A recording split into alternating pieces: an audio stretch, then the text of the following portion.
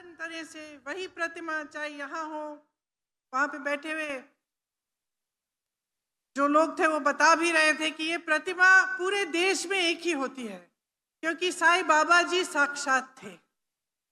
और मैं सोच रही थी कि इनकी जो सीख थी समानता की, मानवता की, किसी का दुख है उसमें शामिल हो, उसकी मदद करो, कोई गरीब है उसकी मदद करो, सच्चाई की बात, सत्य की बात, ये आज जो हमारे देश के राजनीतिक मंच हैं, क्या ये बात आज भी उन मंचों पे है? क्या हमारे दिलों में है? क्या मैं चुनावी सभा में इसकी चर्चा कर सकती हूं? मैं सोच रही थी कि पिछले 10 सालों में मोदी जी के राज में, भाजपा के राज में, और यहाँ जो 2.5 सालों से आपकी जो सरकार रही है उसके राज में सच्चाई की अहमियत क्या रह गई है? ऐसे मंचों पर चाहे मंत्री हो, प्रधानमंत्री हो, बड़े बड़े नेता हो, कुछ भी कह देते हैं। उनको ये परवाह नहीं होती कि मैं जो कह रहा हूं, मैं जो जनता के सामने रख रहा हूं, ये सच है कि नहीं है, ये भलाई की बात है कि नहीं है, क्या मैं जनता के जज्बातों के साथ खिलवाड़ कर रहा हूं, राजनीति कर रहा हूं, या जनता की भलाई की बात कर रहा हूं। आज मुझे ताज्जुब होता है कि इसी महाराष्ट्र में, जिस पर हम सबको गौरव है, हमारे पूरे देश को गौरव है, छत्रपति शिवाजी महाराज जी का अपमान हो रहा है, आपका अपमान हो रहा है। वही नेता मोदी जी और उनके साथी, वही नेता जो मंच पे खड़े होते हैं और उनका नाम लेते हैं, उनका सम्मान नहीं करते। साथ साथ पहले प्रधानमंत्री जी ने शिवाजी महाराज की प्रतिमा का शिलान्यास किया, बाद में चुपचाप से बनाना बंद कर दिया। संसद के बाहर जो उनकी प्रतिमा थी वो हटा दी, और जो सिंधुदुर्ग में प्रतिमा बनाई वो तो दह गई, क्योंकि उसको बनाने में ही इतना भ्रष्टाचार था। तो फिर नाम लेने का फायदा क्या है जब आप अपमान करेंगे? मोदी जी बार बार बाला साहेब ठाकरे जी का नाम लेते हैं मेरे भाई के संदर्भ में। मैं राहुल जी की बहन हूं, मैं कहती हूं मोदी जी सुन लीजिए, सुन लीजिए, बाला साहेब ठाकरे जी का नाम सुन लीजिए, और ये भी सुन लीजिए कि हाँ, हमारी विचारधारा अलग थी, हाँ, हमारी राजनीतिक सोच अलग थी, लेकिन न बाल ठाकरे जी और न कांग्रेस पार्टी का कोई भी नेता, न राहुल जी, न आज का कोई भी कांग्रेस का नेता शिवाजी महाराज का अपमान बर्दाश्त करते। और एक मेरी चुनौती भी सुन लीजिए कि जिस तरह से आप चुनौती देते रहते हैं, मैं चुनौती देती हूं मोदी जी को, अमित शाह जी को। मैं चुनौती देती हूं कि मंच पे खड़े होकर कह दें कि वो जाति जनगणना करवाएंगे, मंच पर खड़े होकर कह दें कि आरक्षण का जो 50% की जो सीमा है उसको हटा देंगे। वो मंच पर खड़े होकर कहते हैं कि मेरे भाई आरक्षण के खिलाफ हैं। वो व्यक्ति जो मणिपुर से मुंबई तक जिसने यात्रा की, न्याय यात्रा की, न्याय मांगने के लिए, उस व्यक्ति के बारे में कहते हैं कि वो आरक्षण के खिलाफ है। झूठ बोलते हैं, सरासर झूठ, आपके मंचों पर खड़े होकर, ये जानते हुए कि इस इंसान ने कन्याकुमारी से कश्मीर तक पैदल यात्रा की है, न्याय मांगी है, जाति जनगणना की बात की है। इसलिए करते हैं क्योंकि डर गए। उन्होंने देखा कि ये व्यक्ति कन्याकुमारी से कश्मीर 4000 किलोमीटर चल पड़ा और मणिपुर से मुंबई चल पड़ा, और इसने न्याय मांगा, और इस व्यक्ति ने कहा कि जाति जनगणना होनी चाहिए, हमें मालूम होना चाहिए कि कौन किसकी कितनी संख्या है, क्योंकि जब तक हम जानेंगे नहीं ठीक तरह से तो तब तक सही आरक्षण कैसे देंगे। ये जानते हुए पूरी जनता के सामने ये झूठ बोलते हैं। ये महाराष्ट्र की जनता का अपमान है, ये आपका अपमान है, क्योंकि ये सत्य की धरती है। आपने हमेशा सच्चाई को पहचाना है, और सिर्फ ये नहीं, आपके साथ ये भेदभाव करते हैं। महाराष्ट्र से कितने उद्योग इन्होंने कहीं और भेज दिए। एक प्रधानमंत्री, एक सरकार की दृष्टि क्या होनी चाहिए? मेरी बहनें बैठी हैं, आप में से कुछ माताएं होंगी, 4-5 बच्चे होते हैं, किसी के 2 होते हैं, किसी के 3 होते हैं। एक माँ हमेशा समान दृष्टि से अपने बच्चों को देखती है, भेदभाव नहीं करती। और जो प्रधानमंत्री होते हैं, जो सरकार होती है, वो भी माँ समान होती है, वो भी पिता समान होते हैं। उनको भेदभाव नहीं करना चाहिए। यहां से महाराष्ट्र से उद्योग हटा दिए, दूसरे प्रदेशों में भेज दिए। देखिए, जब इस देश का निर्माण हुआ तो चाहे पंडित नेहरू जी थे, चाहे आपने इंदिरा जी का नाम लिया, उन्होंने बड़े बड़े उद्योग जब खुलवाए, एम्स, आईआईटी, आईआईएम जैसे संस्थान खुलवाए, इंफ्रास्ट्रक्चर बनाया, बांध बनवाए, नहर बनवाए, रिसर्च सेंटर बनाए, कारखाने बनाए, तो उन्होंने भेदभाव नहीं किया। हर प्रदेश में बने, अलग अलग चीज अलग अलग प्रदेशों में बनी। यहाँ मनमोहन सिंह जी ने मुंबई में अंतर्राष्ट्रीय वित्तीय सेवा केंद्र लगवाने का फैसला किया था। क्या हुआ? यहां से हटा के गुजरात भेजा गया। लाखों नौकरियां चली गई यहाँ की, बड़ी बड़ी इंडस्ट्री, बड़ी बड़ी कंपनियां हटाई गई। लगभग 10 लाख करोड़ का निवेश हटा यहाँ महाराष्ट्र से। 8 लाख नौकरियां महाराष्ट्र से बाहर चली गईं। 6000 से ज्यादा उद्योग बंद हुए।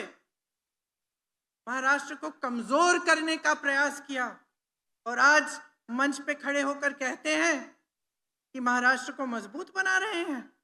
10 सालों से इनकी सरकार थी। आप नाम लीजिए, वेदांता, फॉक्सकॉन सेमीकंडक्टर प्रोजेक्ट सब चले गया। टाटा एयरबस का प्रोजेक्ट गुजरात गया, सैफरन का प्रोजेक्ट गया, बल्क ड्रग पार्क का प्रोजेक्ट गया।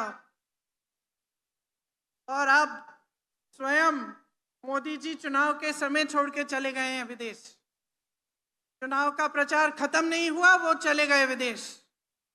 आपका ध्यान भटकाने के अलावा कुछ करते नहीं है। 10 सालों से इनकी सरकार रही है, 2.5 सालों से महाराष्ट्र में सरकार रही है। वो कहते हैं, मैंने सुना उनका भाषण मुंबई में, कह रहे थे तब सरकार और थी, अब मोदी है। खुद कह रहे थे अपने बारे में, कह रहे थे कि अब आतंक नहीं है। मैं कहना चाहती हूं मोदी जी, आप अगर मिलेंगे महाराष्ट्र के लोगों से, आप मेरे यहाँ पे बैठे हुए भाई बहनों से मिलेंगे, कष्ट करेंगे उनसे बात करने की, तो आपको पता चलेगा कि मेरी बहनें कितने आतंक का सामना कर रही हैं। आपको पता चलेगा कि ये जो महंगाई का आतंक आपकी सरकार ने सबके सामने छोड़ दिया है, उसका सामना कैसे मेरी बहनें कर रही हैं। शायद पहली दिवाली होगी ये वाली, जो ठीक से आप मना भी नहीं पाएंगी। आप जब मार्केट जाती हैं, दुकान जाती हैं, आदि चीजें छोड़ के आ जाती हैं।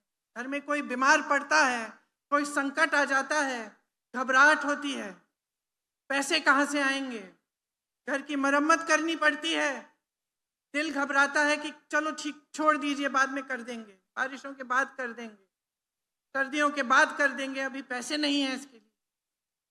महंगाई से जूझ रही है इस देश की जनता, तड़प रही है, खासतौर से महाराष्ट्र की जनता। कोई पूछने वाला नहीं है।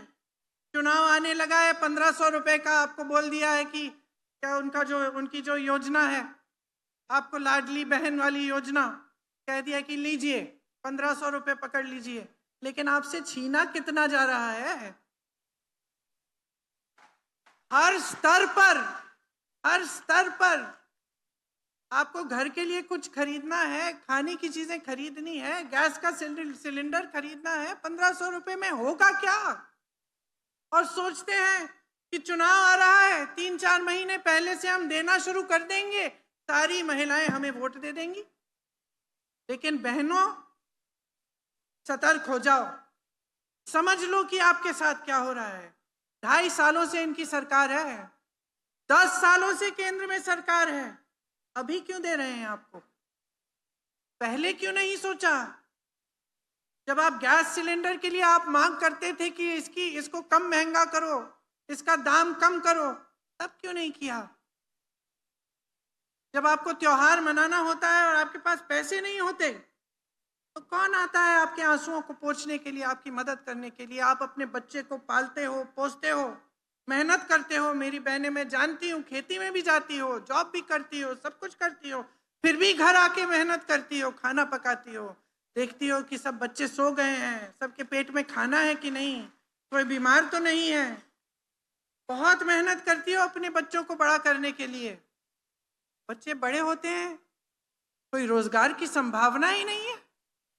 सरकार ने जितने भी माध्यम थे रोजगार बनाने के, सब खत्म कर डाले, और फिर मंच पे आकर कहते हैं वो सरकार और थी, आज मोदी है। आज मोदी है,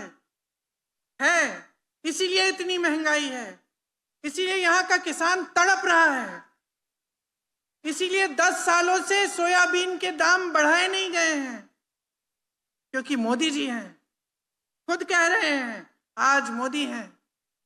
मैं पूछना चाहती हूं इनसे, प्याज का किसान क्या करेगा? आपने उसकी क्या हालत बना दी है। कपास का किसान क्या करेगा? आपने उसको बर्बाद कर डाला है। क्या किया है आपने इन किसानों के लिए? जीएसटी पे जीएसटी थोप दिया, जो भी खरीदना होता है उस पे जीएसटी, ट्रैक्टर पे जीएसटी, खाद नहीं मिलती, सही दाम नहीं मिलता, कपास का नहीं मिलता, सोया का नहीं मिलता। संकट में है किसान आज। आप 10 सालों से प्रधानमंत्री हैं, आपने कुछ नहीं किया। किस मुंह से खड़े होकर आप कह रहे हैं कि आप महाराष्ट्र को आगे बढ़ाएंगे, कि आप देश के किसानों को मजबूत करेंगे? किस मुंह से? हर तरफ से आपने घेरा है, 50 लाख टन का फसल बर्बाद किया। प्याज का पहले निर्यात बैन कर दिया, फिर जब बैन उठाया तो एक्सपोर्ट पे ड्यूटी डाल दी। कपास का आयात करके आपने दाम घटवा दिए। तो हर तरफ से आपने हमला ही किया है किसानों पे। संतरे के निर्यात पे भी ड्यूटी बढ़ा दी। दूध का दाम नहीं मिलता है दूध उत्पादक किसानों को। कांग्रेस के समय में 40 रुपए मिलते थे। हाँ मोदी जी, तब सरकार और थी, आज मोदी जी हैं, आज आप हैं। ये बात आज जनता को अच्छी तरह से समझ में आने लग गई है।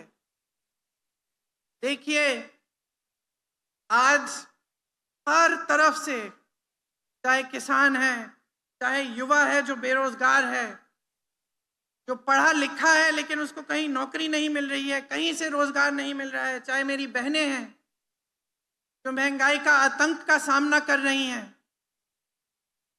हर तरफ से मोदी जी की जो नीतियां हैं उन्होंने आपको कमजोर करने का काम किया है।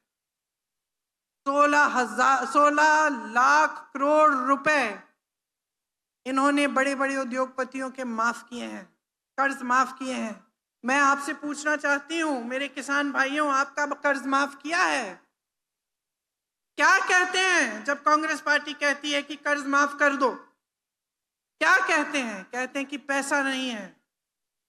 तो अगर पैसा नहीं है तो 16 लाख करोड़ रुपए आपने बड़े बड़े उद्योगपतियों के कैसे माफ कर दिए?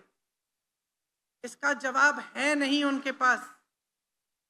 कांग्रेस ने जहां जहां कांग्रेस की सरकार है वहां कर्ज माफ करने का काम किया। राजस्थान में, छत्तीसगढ़ में, तेलंगाना में, कर्नाटका में। मोदी जी, तब सरकार और थी, आज आप हैं। सुन लीजिए, जनता देख रही है, जनता पहचान रही है। जो नौजवान हर जगह अपनी नौकरी, अपनी रोजगार ढूंढने के लिए भटक रहे हैं, पढ़े लिखे हैं, आत्मविश्वास खो रहे हैं।